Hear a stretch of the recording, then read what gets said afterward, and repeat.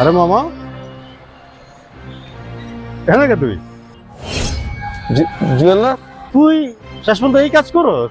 কত চাপা চাতি এই করবি সেই করবি, তুই এসব কি করস? শেষ পর্যন্ত ভ্যান, তাও আবার কচুরি বানা।